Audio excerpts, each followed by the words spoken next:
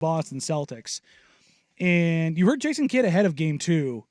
Great little clip where he poked the bear, so to speak, but also got a lot of people going, yep, he's right. Yeah, dang. Said Jalen Brown is the best player on the Celtics. Not playing the best in the playoffs, but he said Jalen Brown is their best player.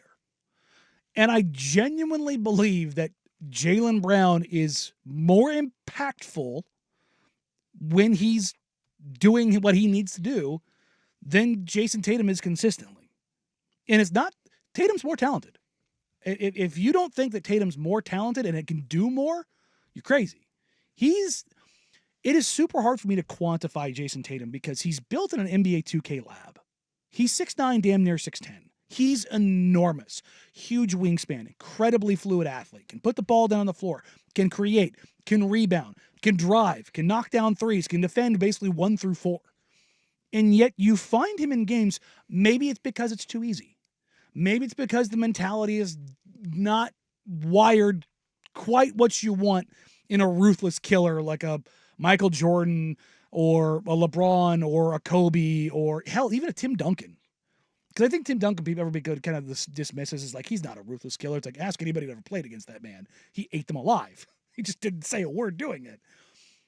But there's something missing from Jason Tatum for me that keeps me from going, yeah, it's because everything that he does, he should be a top 3-5 player in the NBA. And he just can't get into that group, right? He's 82 game player. Yeah.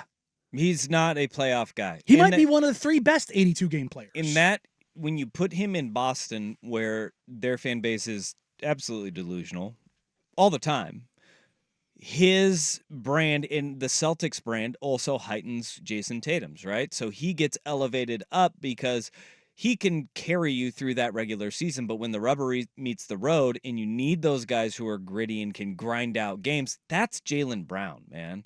And it's not who Jason Tatum is. And he's getting like, I don't know what is going on with him. And last night, especially, I think like missing layups led to a couple fourth quarter decisions that you're just like, what is going on? He short-circuited in midair. It was weird. But at the same time, this team is built to account for that now. Yeah. And I think what is happening is that we are all seeing kind of a lowering of expectations with Jason Tatum, because we talked about this, I think it was a year ago entering the playoffs, where I look at Tatum and at times he reminds me of Brandon Roy, the way he moves. Yeah, the right? way he just kind of gracefully floats through stuff. And you're like, he doesn't look like he's moving that fast. And yet he just blew by 3 people. But there is not, and that's where it's like, oh my gosh, that's different. Mm-hmm. That's stuff that guys can't do. But Jason Tatum does not have that dog in him. No. I mean, we can say that now. Like we've seen enough. There's a dog, it's not the dog. No, he doesn't have that dog in him. Mm-hmm. That is, I'm going to take this game and I'm going to put it on my back and I'm going to win it for you in the playoffs. He's 82, where when the lights aren't as bright, that's it. But you know what they went out and they got? They got a Jalen Brown. They got a Drew Holiday, and those 2 guys have that dog. Derek White has that dog in him. They have a collective dog pound around him. None of them have the ability to do it by themselves, though. And you know what? That's okay. Because you've got, like, when they made the trade for Drew, we talked about it. Like, that made them terrifying. I still pick Milwaukee because no matter what, I will always side with the superior talent. That's the reason why I picked Dallas in this series. Historically, the higher-end talent wins out. It doesn't mean it's perfect. Historically, though, that's what wins out.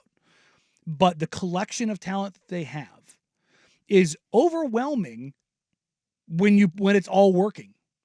When Drew, like, is Drew going to do that every game? No. But if you told me that he was the NBA Finals MVP at the end of this, it wouldn't surprise me. Because he's done this before. And he's backpacked before. 100%. 100%. And you know what? Like, this is what Boston needs. Drew Holiday going 11 for 14 in the game is not going to happen again. He's probably going to does he have an 8 for 14 game in him? Absolutely. 7 for 14? Sure. But what you're hoping at that point is that Jason Tatum is 10 for 22 instead of 6 for 22. Mm-hmm. And that's why it was such a missed opportunity last night for the Dallas Mavericks, because the Dallas Mavericks prevented Jason Tatum from ever getting going. And they've done a really good job on him defensively. I mean, they are double teaming him, they're triple teaming him, they're making his life hell. But if he goes 10 for 22, it's a comfortable game. It's a comfortable game. And that's why Dallas is kicking themselves. Mm-hmm. And Luka not being able to make free throws. The whole team. The foul shot the foul that was not called, that goes either way. But that one sticks with you a little bit more because of the fact that you had an opportunity to win that game, but it slipped through your fingertips. The interesting thing is if Jason Tatum wakes up, the series is over. But if Jason Tatum continues to play offensively like he has, and from a shooting aspect, not the assist, because I think like we look at his shooting. He finds other ways to be a good contributor, but he was all over the place. But that's because of the way this team is built. If he wakes up, Dallas is done. Yes. What's interesting is Tatum's averaging 25, 10, and 6 in the playoffs. Pretty good. He is shooting 42, 29, 84. 0.82% or 0.82 points per shot. Yeah, he's getting a lot of shots up, and that's the thing is like, and then it hasn't been like, oh, it's the finals. It's it gets a little bit tougher. He's just been shooting poorly all playoffs. Yeah. And if you look at him historically in the playoffs, he's had 2 seasons above 43%. Above 44%. So he's shooting 44% for his career in the playoffs, which for a guy who of his talent, he should be better. Mm-hmm. And that's the thing is that when you set the bar so high for a guy, it's not that he's bad.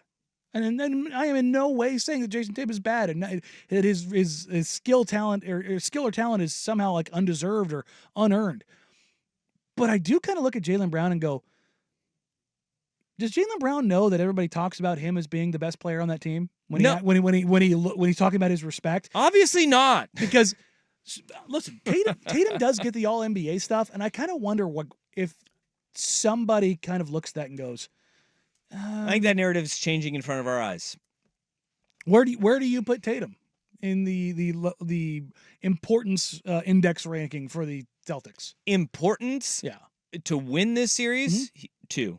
Only behind Jalen Brown.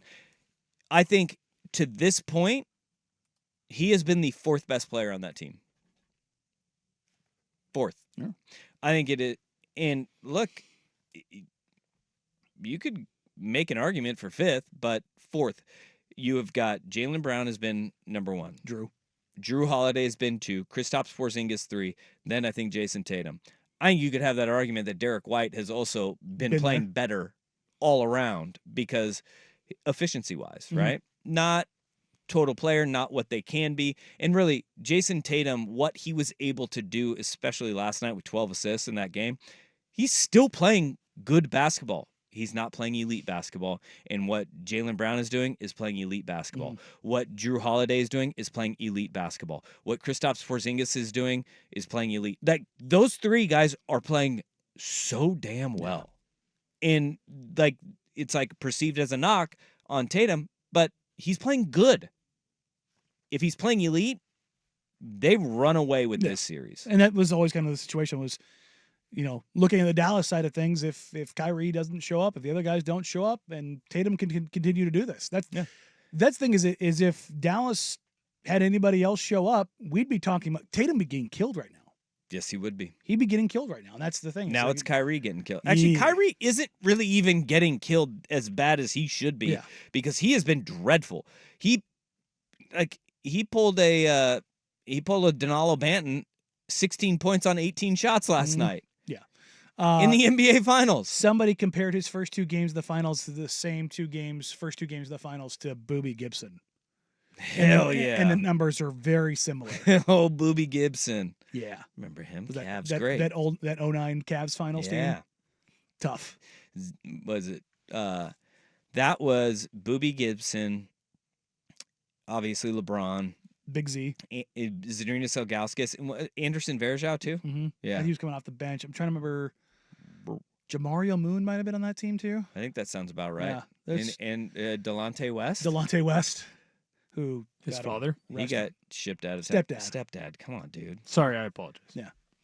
he got arrested. Step boyfriend. I didn't watch that Maury Povich episode. You Not the father, are not the father. but he can call you daddy. Ouch. Yikes, that's a tough one.